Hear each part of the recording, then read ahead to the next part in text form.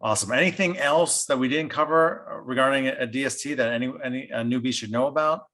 Yeah, so you should be working with a qualified intermediary, which we have the strategic alliances that will allow you to both options. You never want to get caught. Let's say Warren Buffett says when the tide comes out, you see who's skinny dipping, right? You never want to get caught past that 45 or past that, you're coming up against that 180. I literally get calls from people, and some of the exchange accommodators, they don't want to accommodate. And so you want to make sure that you're working with them who, and some of them just don't even know about this, right? They don't have the time to know about it. They're so big. They're doing so many deals. They just say, no, no, no. And then we work with specialized ones that are very respected, been around for a while, and they allow it. And that gives you leverage as the buyer. Second thing, to not have to overpay and say, I can walk away from this, Mr. Seller, if you're not going to deal on reasonable terms with all of this, deferred maintenance that I found during my due diligence period.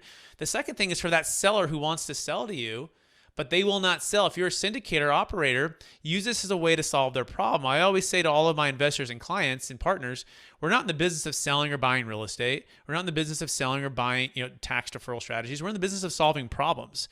So the moment you can call that operator or that owner of that property and say, hey, I'm an operator here to solve your problems. Why aren't you selling? Why aren't you 1031ing?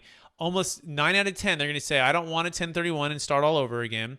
I don't want to pay the capital gains tax.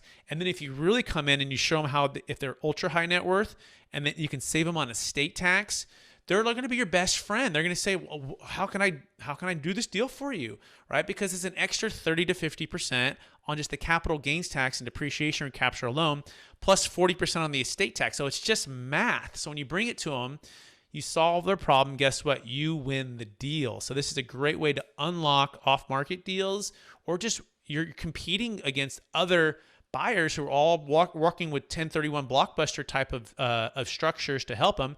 You come in with Netflix and they say, I'll sell it to you for less because you solved my problem. So we do the heavy lifting. We're not asking you to be the CPA or the tax attorney, right? Bring the deal. We will help you close it, help it move forward.